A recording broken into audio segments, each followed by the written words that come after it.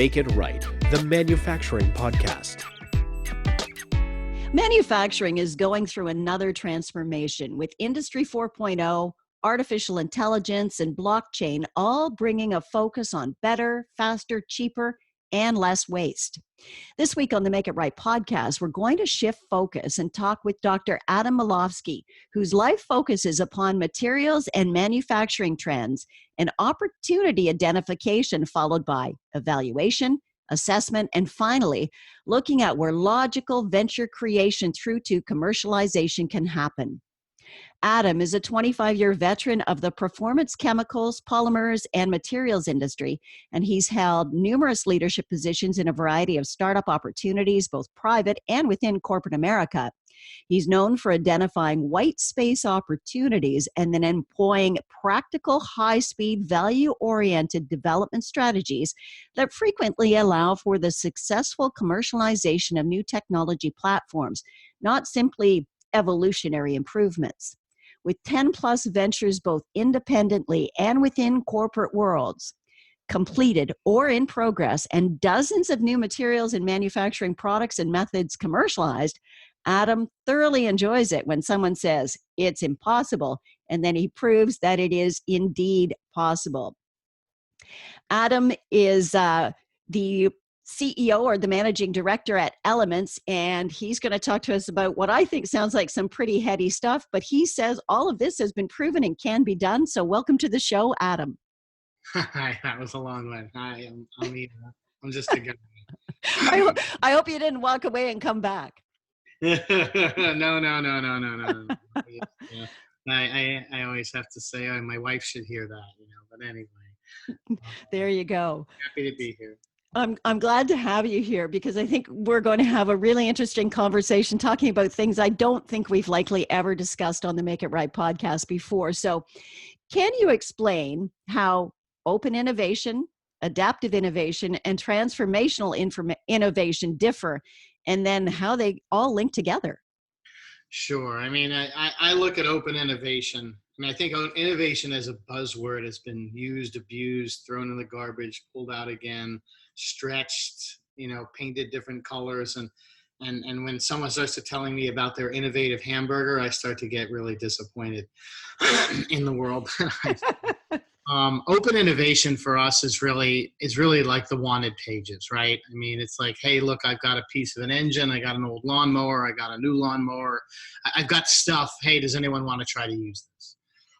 Right? More often than not, if you look at places like Get2.com or Nine Sigma and others, you're really talking about, hey, here's this technology we developed, a lot of times university, and they're describing it accordingly. Right. And so it's really hard to discern what's useful, but open innovation can be helpful if you kind of have an idea of what you're looking for. And it's really a whole separate subject, how to improve or change that. Adaptive innovation and transformational innovation. I've been using the term transformational more and more and less of it about adaptive, but they're really kind of the same. I suppose if there was a difference, if I'm trying to transform an industry, obviously there's the literal definition. I'm trying to transform the way things are done fundamentally in that industry. So for example, not that it's really come to fruition even remotely yet, but 3D printing, right, versus conventional injection molding and manufacturing, right? They're really two kind of really different things. The transformation that's going on there is significant. We'll wait to see if it's truly globally transformational. Maybe a better one to talk about is the horse and buggy converting to the automobile, converting to an airplane, right? That's transformational. Mm-hmm. If I go back to the horse and buggy and going to trains, without trains, the United States doesn't expand across the continent. Europe doesn't so easily connect to Asia back in the 1800s, and suddenly people from all over the planet are able to get together, right? You go to aerospace planes, and wow, we can get together in hours, all right? That's transformational versus riding a horse forever and, getting on a boat and then getting back on the horse again. Adaptive innovation, where Steve Levin and I came up with adaptive innovation, and Steve's a colleague I've been working with for 15 years developing a lot of this. It's really about adapting to your surroundings. Too often people want to have this prescription for how to innovate. Read this book, here's 25 million kinds of innovation, just follow these 12 easy steps. That's not really how things are done, so to speak.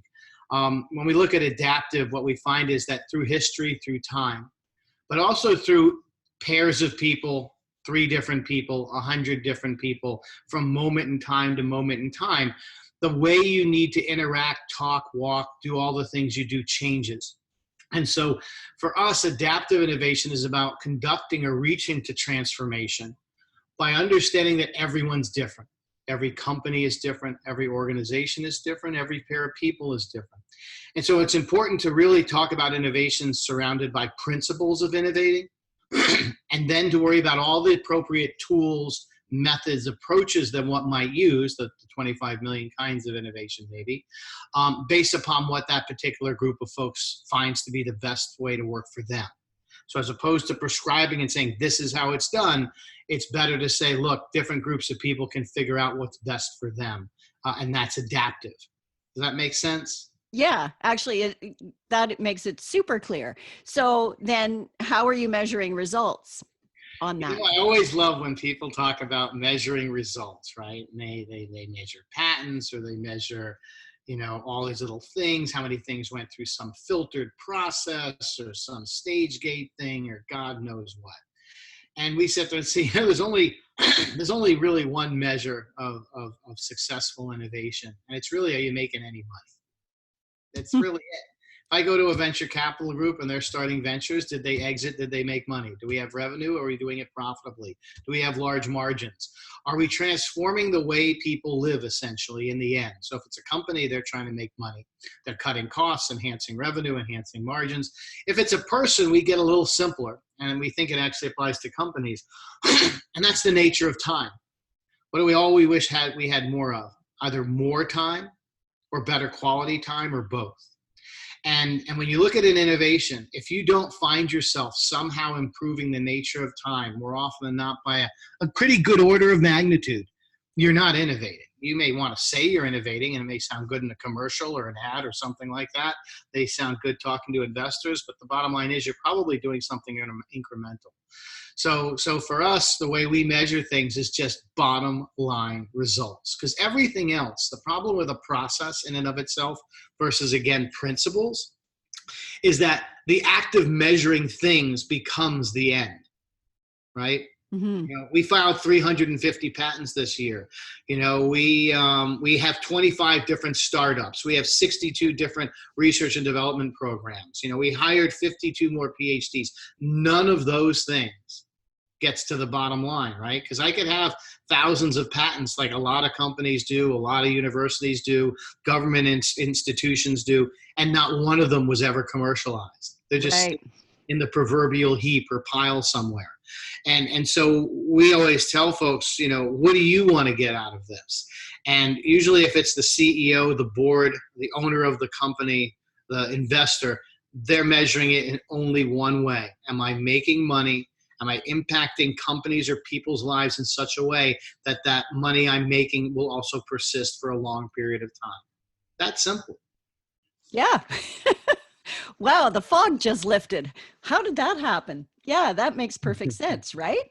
So tell me about some of the manufacturing challenges you've addressed with these approaches, and what were your results? Sure. I guess, I'll start with a little one, and then I'll start with a big one. But the little one, in some ways, is simpler and illustrative. And this goes back over 20 years, back into the mid-90s, 96, 97.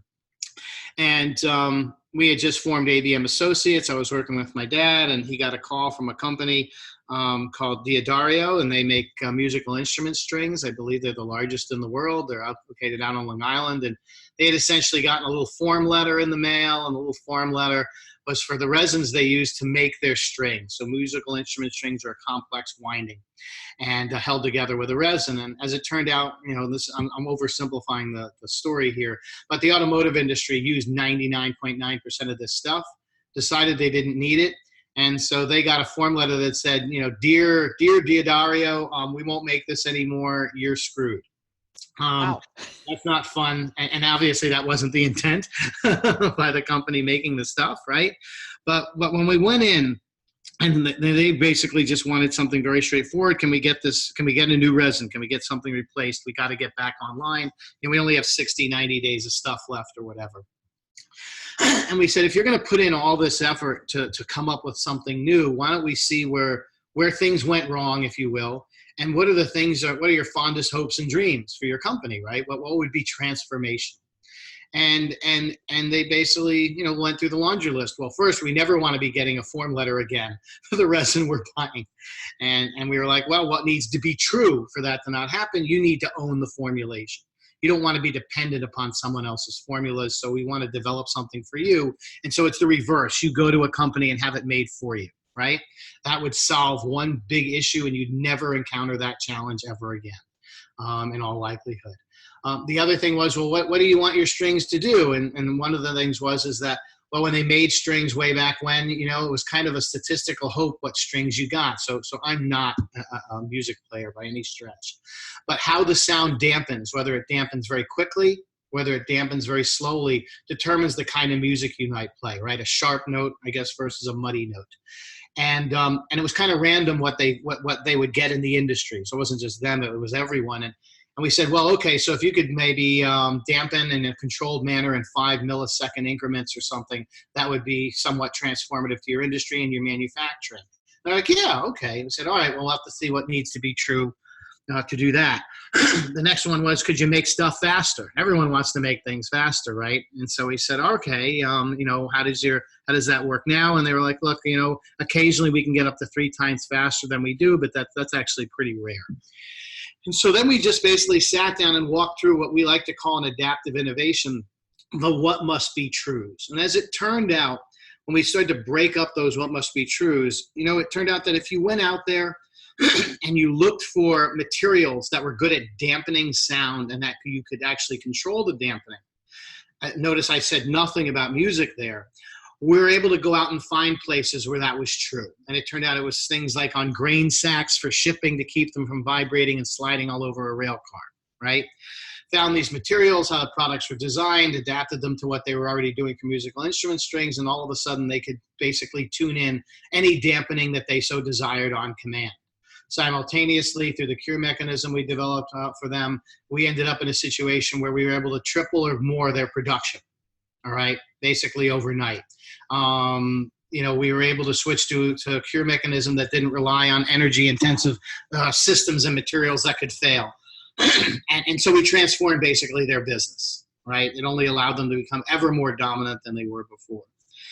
If I fast forward to Cirrus or Bioformix, the company we sold a couple of years ago, which was probably the biggest effort we'd ever done, we actually attracted over $1 trillion in annual revenue partners, investors, prospects, and customers, from people like Apple to Procter & Gamble to General Motors, who was our largest strategic. There we were looking at bigger challenges, and the bigger challenges, and really was a test of adaptive innovation, was if we had a big global challenge, could we actually solve it? And could we do it in a timely manner that was effective? And in this case, we looked at energy, and as it turned out, there was this big ball of fire called the sun, and one way or another, energy did get here to the earth, and one way or another, it could be harvested. So whether you burn things or had solar panels or wind or whatever, you know what? It really wasn't a crisis. It was just a matter of the form, and so we kind of walked away from that. But the other one that was interesting was essentially petrochemicals. And there was this fear that, 10, 12 years ago still, that they might run out. I don't know that that's really the case anymore because you can get them from plants and all kinds of other things. That's all changing. But a corollary to that was, could we eliminate energy between the two there, energy from manufacturing? Could I paint a car and not use heat? Could I do 3D printing and not use light, right? Because if I didn't have to use heat, if I didn't have to put in energy, I could probably do things much faster, much more efficiently. But even more importantly, I could use a much wider variety of materials. So if I use heat, I'm kind of limited, right? If the thing's going to melt, if the thing's going to burn, then heat isn't very good for you. As it turned out, we kind of prescribed all the what must be truths. And after about 3 years, we stumbled upon, pretty literally through some other work we were doing, a chemistry that had been looked at for 150 years, but couldn't be reduced to practice for any number of reasons. But that essentially the polymers, the materials could be formed ambiently at room temperature, kind of like superglue, cure nearly instantaneously. Ethylene malanates, they're called.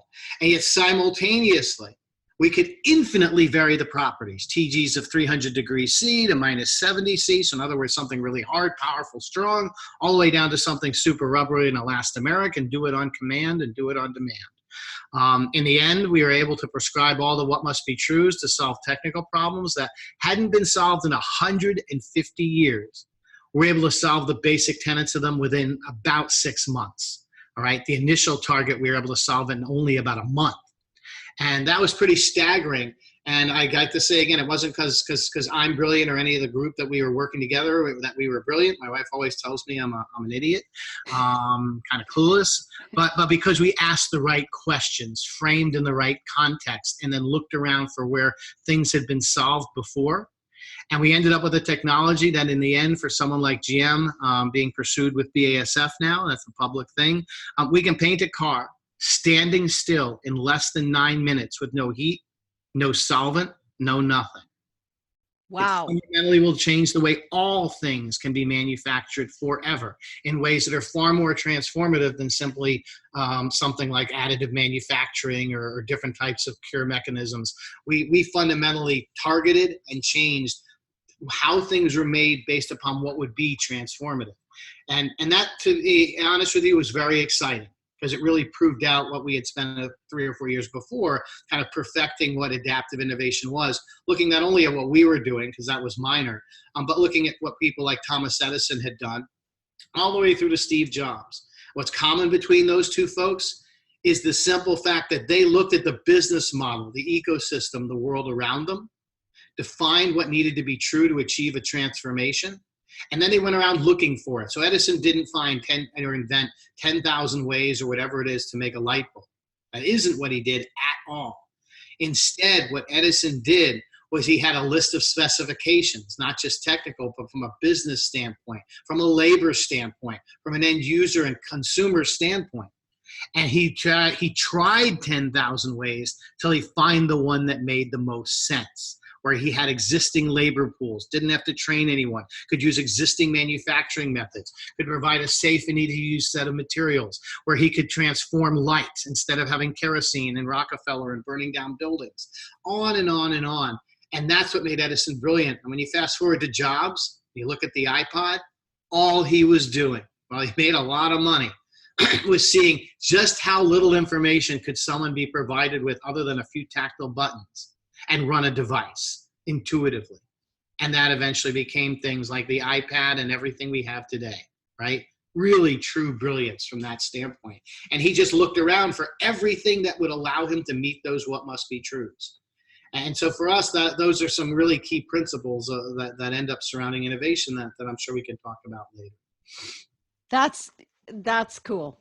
The what must be true is that's a really great line to keep in your head at all times, right? You have to figure that out and then move from there. Well, it gets an abstraction, right? So most people look at how to innovate something. They look at their production line, they look at what they make, and they might even go to a little bit of open innovation and look around somewhere else. But the real key to transformational innovation is abstracting what it is you're trying to do. When you say in 1830, I just want to find a better way to get from point A to point B, I'd like it to be as fast as possible, as safe as possible, as this or that, and that's all you say, and you look in the sky and you see a bird flying with relative ease over every obstacle in its path, right? And then you look at the fastest birds and blah, blah, blah, right? You look at sea life and which is the fastest fish. All of a sudden, you're finding things that have already solved it and trying to pull those elements together, right? You start to realize I need lightweight materials. I need a lightweight engine. I need lightweight power sources. And when you look at things that way, you'll find most of the greatest inventors of all time have all looked at the world in that simple way. And then what it allows them to do is, whether it's a plane, a car, a spaceship, whatever it is, it allows you to constantly be looking, persistently be looking for the things that make the ultimate what must be trues come true. So instead of saying I'm in the auto business, instead of saying I'm in the plane business, instead of saying I'm in the train or the horse business or the boat business, instead you say I'm in the transportation business, right? I'm here to get things from point A to point B. And maybe at some point you stumble upon something like a Star Trek transporter, right? Where I don't need anything at all other than to just, zap you from here to there, right? And it just provides profound clarity to what it is that you're actually here to do. It provides profound clarity to your organization and all the people in it, because they know what are the 4 or 5 or 6 big things that we're all looking for. So whether you're a salesman, whether you're a chemist, whether you're a manufacturing engineer, whether you're in customer service, wherever it is you may be, in finance, you're looking at the big numbers and saying, how can I make them go away? We work a lot with CFOs and financial people, and essentially when we walk in, they think, oh, we're technical folks. We want to see the lab and everything else. Instead, usually the first place we want to go is to talk to the finance guys, right? And we want to find out, what are your biggest costs of doing business? What are the biggest costs of your customers and their customers for doing business? And how can we make those go away, right? We'll then go to marketing and sales and go, what are the fondest hopes and dreams you're hearing from all of your customers, right? And then we'll start to talk about industries that may be analogous. And what we try in the end to get our clients to do is to spend their time at all levels of the organization persistently making contact with all areas of their ecosystem and like-minded ecosystems, so that they can find those what must be truths rather than having to develop them in a white space lab that costs $1 billion. Not that you don't need that, but you'll find more often than not that you don't need it as much as you thought you did, right? Right. Yeah. And that's the link back to open innovation. Because in open innovation, what you're saying is, out of maybe 10 or 15 or 20 what must be truths, maybe 4 or 5 or 10 are very technical. Well, now you know exactly what you want to be looking for, whether it's in the literature, a university advertisement, or at yet2.com, right? Is I want a thing that does this. And it goes up, it goes down, it does this, it does that. It makes it a lot easier to do that work rather than kind of like farming and hoping based on near-term goals. Mm-hmm. Yeah, so asking that question actually raises you up above the weeds, because I think a lot of companies, well, we all do, you get into the weeds and you cannot see what it is you're actually trying to do. But saying, yeah, I'm not in the train business, I'm in the transportation business, suddenly raises you above the weeds, and you can get a really good look at the landscape.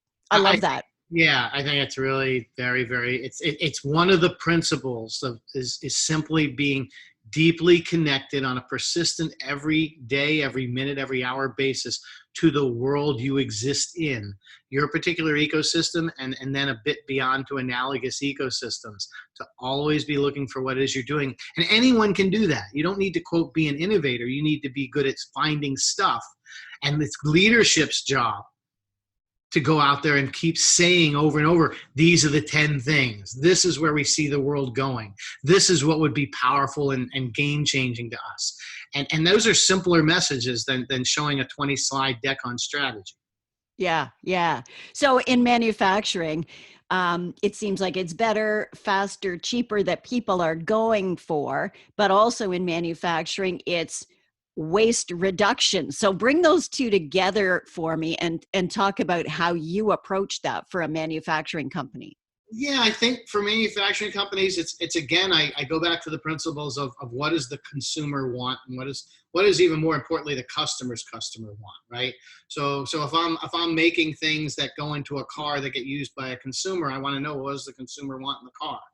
All right, I still stick with that. Instead of faster, better, cheaper, what we try to say is instead substitute what I just talked about.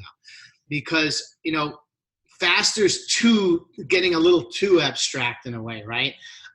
Better, what does better really kind of mean in a particular area?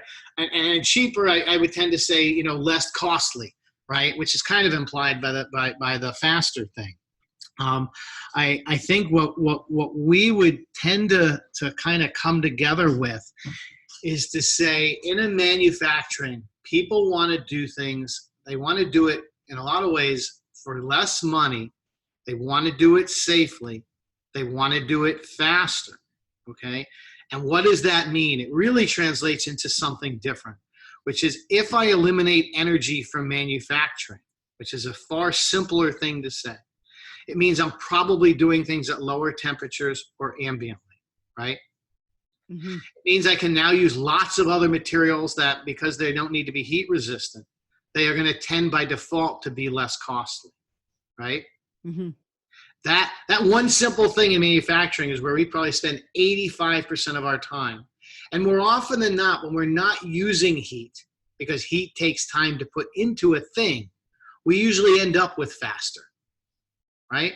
Okay. Yeah. And so what we try to do is while it's still abstract to say, let's eliminate energy from manufacturing, it's a subtle way of changing how your mind looks at the challenge, right? Mm-hmm. Because if I then go back to finances and we go look at the cost of an auto plant, in the end, the technology we developed through Cirrus Bioformix can eliminate over half the cost of building and operating an automotive assembly plant for folks like General Motors or BMW or Lexus, Toyota, whoever it is, right? Now we're starting with the painting of the cars thing, but the bottom line is by eliminating heat, I don't have to use metal as often, right? I can use a lot more plastics, right? Mm-hmm. I don't have to use solvents. I don't have to burn them off. I don't have to heat them up. I don't have to take the time to heat the components or heat the parts. If I don't have to heat the parts and cool them down, I eliminate a lot of stresses and strains. If I don't have to have all those extra stresses and strains, that means the material is much stronger than it was before. Now I can use less of those materials to lightweight the vehicles to get better gas mileage for the consumer. Mm-hmm. Kind of get that little stream of stuff, if you will. Yeah. And so eliminating energy from manufacturing, eliminating solvents from manufacturing, okay? Finding faster methodologies for manufacturing. So in other words, not just faster, but faster methodologies. In other words, what are the 5 or 6 steps or methods that would be ideal if I could use them, right? So as opposed to welding, which takes time and energy, is there another method I could use to put a component together? Can I even avoid putting it together at all? 3D printing, making parts that otherwise would have to be made out of 5 or 6 parts. Mm-hmm. So these are all the ways we pull the stuff you said together, really by looking at it from a completely different vantage point, more abstracted and a little more very specific, taking the abstraction and kind of intersecting it with something more specific. Like if I look at all these different efforts broken apart, I'm really talking about eliminating energy from manufacturing. If I can do that, by going faster, by not using heat, all the things we just spoke of, I'm going to be in a far better place. And it's much easier for people from varied backgrounds to understand. Yeah. So manufacturing currently is focused on Industry 4.0, artificial intelligence, things like blockchain and whatever. How does that all relate with what you see as the picture for manufacturing? Are they spending time on something that maybe they shouldn't be? Should they be rethinking their approach? I look at it this way. I think this whole Industry 4.0 is wonderful, is great, but it's great at making the things that already exist more efficient. They're not going to uncover new chemistries or new ways to assemble, put things together, like I just said. They can augment it. They can make it more superior. If I can make these materials to do the things that we feel we can, make them super fast, no energy, stronger. I think all the digital stuff that's out there only can help make that happen faster, sooner, better, or make whatever has been developed become much more efficient, much more effective, if that makes any sense, Mm-hmm. right? Mm-hmm. So if I really can do, one of the things we're working on now is a way to make essentially nearly instantaneous 3D printing. We think we have a huge breakthrough there. We're very excited about it. All of a sudden, all the digital stuff you just spoke of becomes far more effective and far more applicable and realistic because it can have a material impact in a way that couldn't be before. It has no bounds, right? If I can basically make items as fast as any manufacturing technology already known, or faster by another order of magnitude, well, now, you know what? I can do all that digital stuff and it'll carry over to its absolute full fruition. So in some ways, it's my belief that there's still a lot of untapped efficiency for existing technologies. And so 4.0 does great. Artificial intelligence, which to me is more high efficiency data gathering. If I have a cyborg, I'll start to think about artificial intelligence like Arnold Schwarzenegger. I'm not enthralled with that idea. But handling data, I think that's really what AI is really about. It's just the wrong name for it. But I do think that there's a lot less folks spending time on new manufacturing methodologies that could be spending time there. And the efficiency just doesn't exist. And so I see working with startups, really smart folks, either on their own, through universities or venture capitalists or otherwise. I think that needs to go up an ante, because in the end, every device, every computing device we have, I don't care if you then run blockchain through it or AI through it or anything else. In the end, it's all dependent upon materials, right? Mm-hmm. And so quantum computing, all dependent upon materials. I don't believe we as a planet are spending enough time really asking the fundamental questions about what kind of materials, what kind of chemistry changes, physics changes can we take advantage of to get us to the next level. I think that's happening more slowly than I would personally like to see in manufacturing. I think it's happening faster in things like computing, right? Mm-hmm. And devices. I think the devices and the computing power is actually way ahead of where the material science is. And so I wish more folks went into STEM and went into material science. And I think we need to up the ante to encourage far more people, young people, to get educated in material science, and far more educated in the connection of material science to manufacturing and all things digital, as you've just described. I think those are subtle changes, not major changes, but they're important ones. Right. So just to be clear, then what you see happening with manufacturing right now is more adaptive as opposed to transformational, no matter what name we're putting on it. Yes. What I see is there are lots of things where a machine and a computing device, or the two together, can certainly be far faster, more accurate, et cetera, than a human being can be. That's wonderful. I think we move in that direction. But if when I walk into someone like a General Motors or an Audi or whoever and say, I can paint that car in 9 minutes and cut half the cost of building and operating an automotive plant. And you know what? That saves them tens of billions of dollars. Allows them to make far more cars in maybe half a quarter of the facilities they have today. That's transformative, right?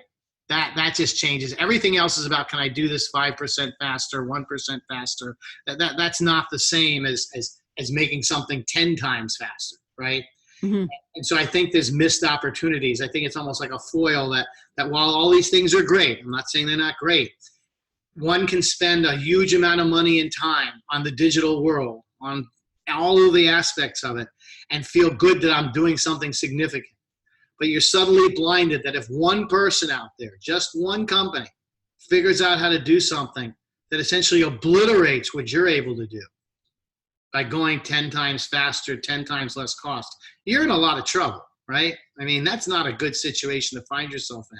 And so all I'm saying is a lot more attention needs to be paid about the ecosystem you're in that's analogous to the ecosystem you're in, and to spend more time on the fundamental abstractions of what it is you do and the material science transformations that would allow you to manufacture things, faster, better, more effectively, as I said, with less energy, basically. I mean, that one focus basically changes how you look at the problem. It sounds like you love your job. You're super passionate about it. You're making massive breakthroughs. Tell me a little bit about what the key moral driver is that you base your business choices on when you choose to work with a company. I guess there's two directions, and I'll start with something more personal, more simple. Is my wife is a 3 different cancer survivor. Just avoided a fourth one this year. It was a pre-cancer. Wow. It's gone on over our whole life that we've been together one way or another. Every 10 years or so, it seems like, God pays us a visit. Wants to teach us something or remind us of something. But the bottom line is, what motivates me is making her happy and making a difference in the world that's significant, that's real to people. Not the companies, but the people. Can I make people successful? If I can make a person successful, if my colleagues feel the exact same way, if we can make someone successful, their company will likely be successful, right? Mm-hmm. If we can make difference in people's lives, things cost less, we can make people healthier, whatever it may be. Those are our own personal moral motivations. I like money and all. As we spoke before the podcast started, I'm a serious gardener. Probably if I spend any money on anything, might be a minefield robotic system for getting rid of deer, bunnies, and squirrels. So maybe that's the only thing where I might get really eccentric.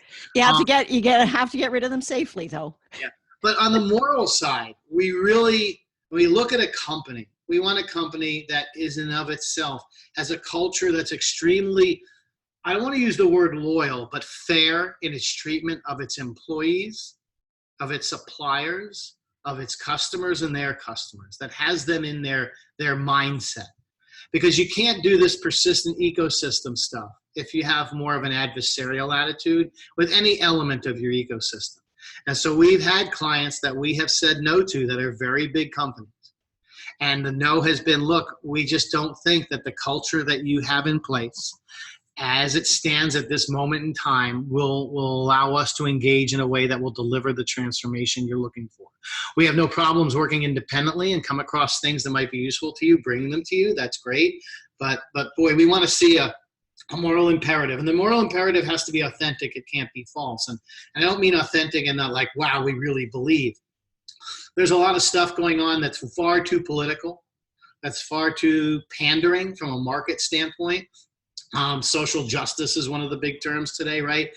It has to be, is what you're doing really consistent through your entire organization? If you say you want to help folks in the US in social justice, but meanwhile you have child slave labor making your product in some other country, that's wrong, right?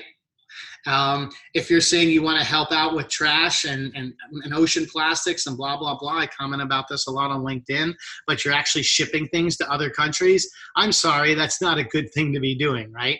On the flip side, if you say something like, well, the United States and Europe don't recycle enough, they throw too much stuff out, they ship it to Asia, but as it turns out, or the Southern Hemisphere, that the Southern Hemisphere generates 95% of its own trash that it pours into the ocean, and we're just a blip, right? These are all things that bother us, right?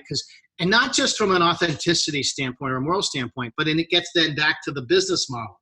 They're not pursuing something that's realistic from a business standpoint, right? It's not real. So if it's not real, it's not likely to gain traction, if that makes sense, right? Mm-hmm. And so we like things like eliminating energy from manufacturing, because if I can eliminate the energy, eliminate the waste, eliminate a lot of dangerous chemicals, for example, things like that, and it can be more automated, then I can manufacture it anywhere in the world and not have a negative impact on its environment, right? Mm-hmm. And those are the kind of things that motivate us in a client and the companies we work with. You've heard what I say is personally motivating, but the same kind of things are also personally motivating.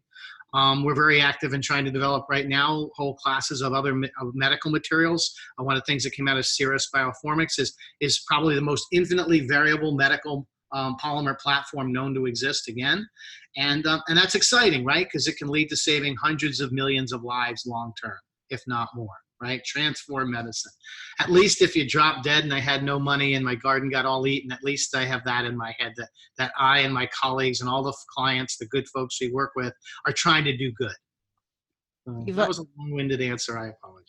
Yeah, no, that's great, because you're basically, at the end of the day, if you're making a positive impact with the business that you're doing, then you're happy to be doing that business. Yeah, absolutely. I mean, we don't charge the way other people charge. Our projects are not $500,000, $2 million projects just to go find out if someone wants double stuffed Oreos. Okay, we don't do things like that. This is immoral. Our projects start out in the thousands of tens of thousands, because you know what? We're really trying to find the what must be trues for all these big things. If we can earn a living while we're doing it, and our collective colleagues at Elements can do that, that's great. If there's a big project and it's big because by necessity it needs lots of resources, like it needs it, that's fine. We don't walk around, and I write about this in one LinkedIn article, we're not the kind of saying, all right, hey, we got our consultants, we got our salespeople, can you generate $3 to $5 million a year in billings? That's not solving problems, right? It's about getting billings. Instead, what we like to do is tell folks, can you help change the way these things are made, the way medicine is delivered, the way a car is painted, the way shoes are made? Can we eliminate plastic waste or chemical waste or paper waste or whatever, right? Can we have a material impact? And those are the kind of folks we pull into our network, right? We don't ask them, can you just generate lots of money from people and suck it out of their company? Adam, you have offered a totally different perspective on the show. It's really been an eye-opener for me, and I hope it is for our listeners. Thank you very much for your time. No, thank you. I appreciate it. It's been fascinating, and I hope if I give you a call again to have another chat, you'll be willing to join us. Absolutely. It was a lot of fun. Okay. Thank you. Adam Malofsky is the managing director at Elements. He is based in Cincinnati, and that is our show for today. If you have a topic you'd like to discuss, please do get in touch at makeitrightpodcast@gmail.com. You can also find us on Twitter, LinkedIn, and YouTube, and follow us from the various links on the podcast page at lucidI4.com. And please share this podcast with your friends. I'm Janet Eastman. Thanks very much for listening to the Make It Right podcast.